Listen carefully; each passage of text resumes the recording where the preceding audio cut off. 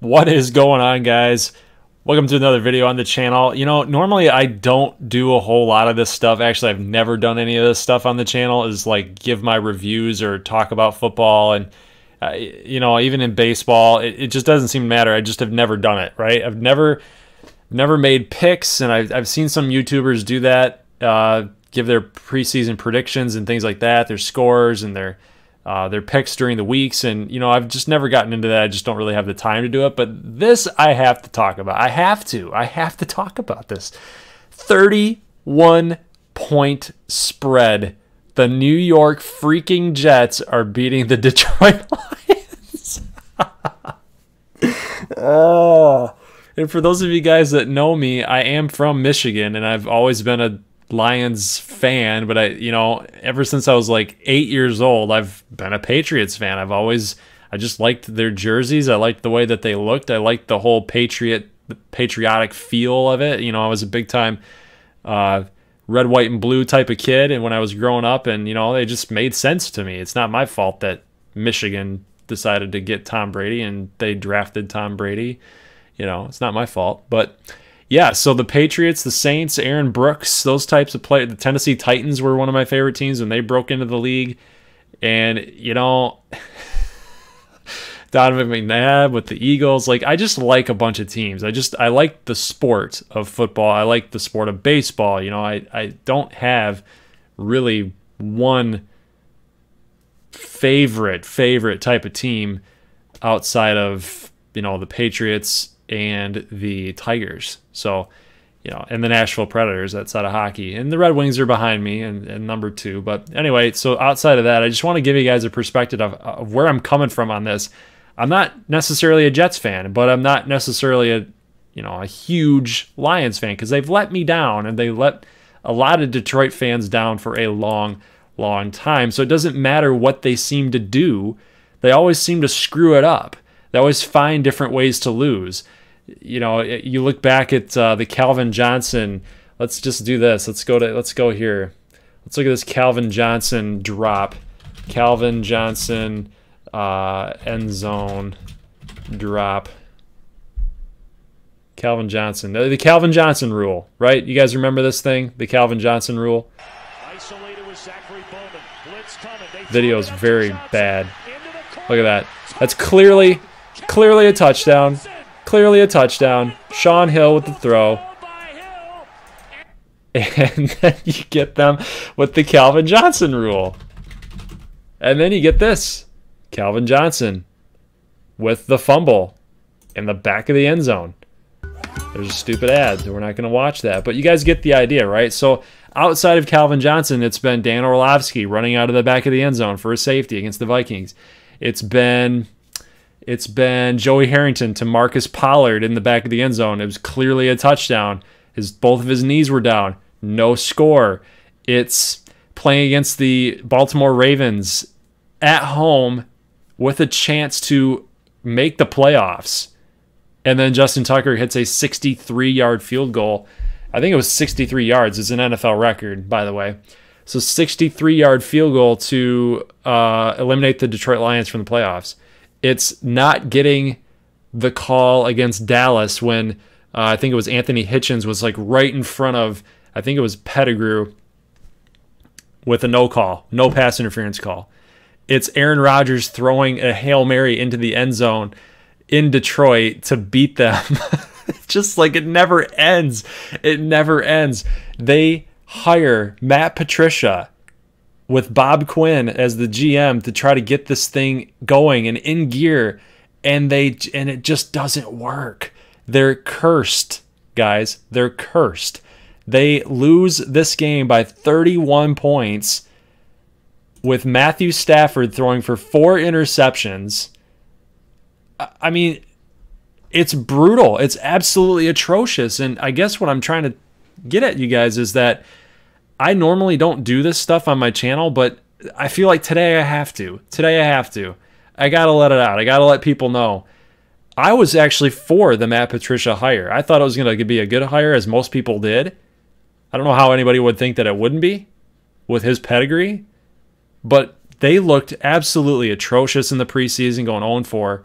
And now it's seeped into the regular season. They look terrible. They look bad. And I would play some of these for you guys, but I just got some of these ads running on the interesting guy. Here we go. Look at this throw. How do you make why do you make that throw? Reception for the Jets defense, Darren Lee. It's a pick six. How do you make that throw? Stafford's just not seeing the field right now. Why? Why do you make that throw? Throw it over here to the cross. Like it's like you're Matthew Stafford. You've been in the league for 10 years. A decade of football experience at the highest level. And you throw 4 interceptions against the New York freaking Jets? You're the Detroit Lions, you have Matt Patricia, and you're losing by 31 points at home. Opening night, week number 1 against a rookie quarterback in Sam Darnold, and you can't get the job done? A lot of people are telling me not to freak out, not to worry about it, and the score just went final. Don't freak out, don't worry about it, it's just week 1. Well, what do you mean not to freak out? How do you not freak out about this? Look at that, 48 to, like, dude, nobody scores 48 other than Tampa Bay. You guys can't see this. Nobody does this in the NFL. And if you guys watch the game tonight on Monday Night Football, I don't know, man. I don't know how you can do that and feel okay about the rest of the season and the way that this is shaping out. Honestly, it's opening week. You got the momentum. You're at home.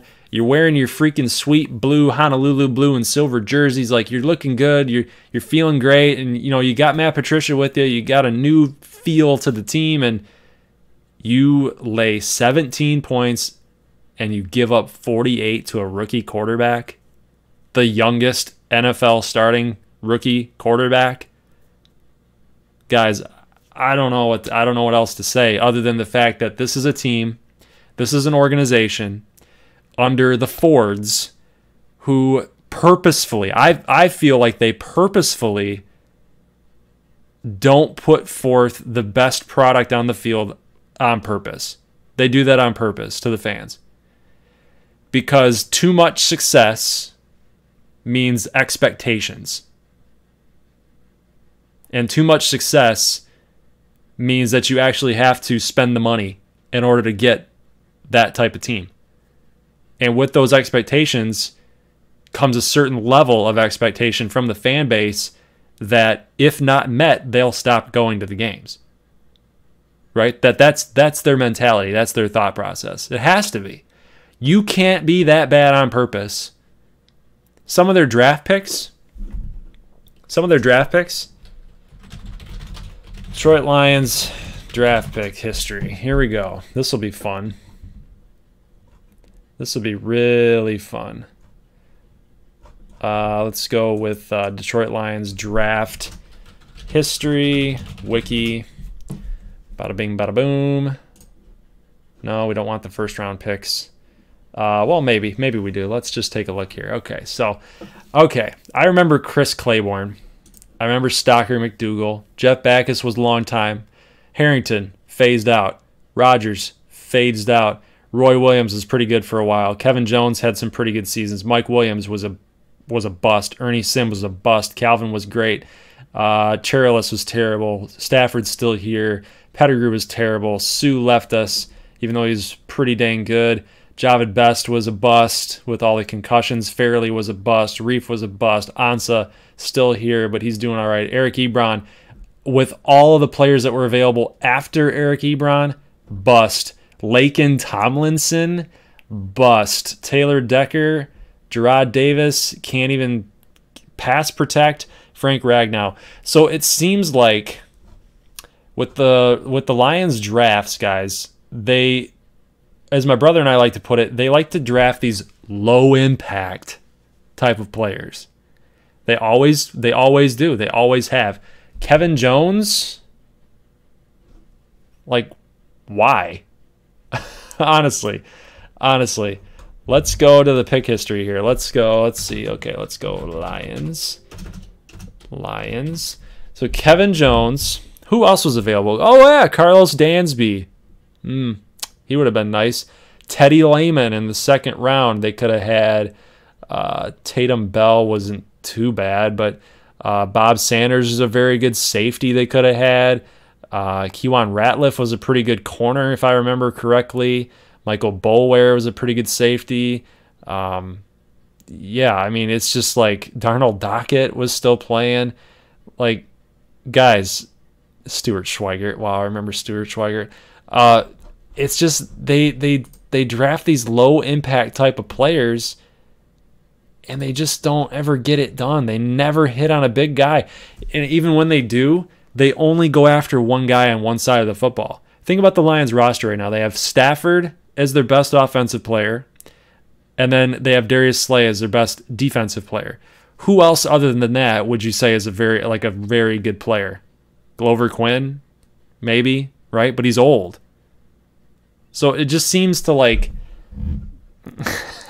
look at this. Michael Thomas, wide receiver out of Ohio State. They take A'Shawn Robinson. Why? Deion Jones available right there. Let's see. Who else? We can keep going down the list. We can keep going and going and going. Graham Glasgow. Actually, is not too bad.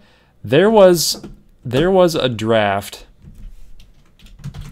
Where was Kareem Hunt taken? Where was Kareem Hunt taken? I think it was 2017. Yeah. Here we go.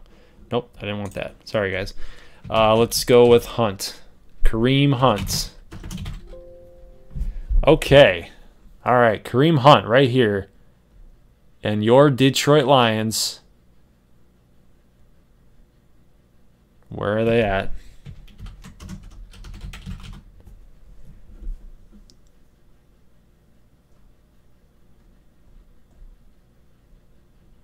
Took Tease Tabor. Also, you could have had Juju Smith-Schuster. I know. I get it. I'm trying to I'm splitting hairs here. I know a lot of people are going to be upset about this, but guys, like Alvin Kamara, like Cooper Kupp. There's players here that you don't have to take a project player in the second round. You knew what you were going to get with Smith-Schuster. You knew what you were going to get. You're telling me that you don't need another wide receiver? I know they got Galladay, but I mean, who would you rather have at that point? Would you rather have Galladay or Smith-Schuster? Would you rather have Alvin Kamara or Tease Tabor? Like, you know what I'm saying? I guess my ultimate point is, guys, is that this organization, you could put the draft picks up on a board, on a cork board, and just start throwing darts. And you could pick better players than what they have done in the last 20 years.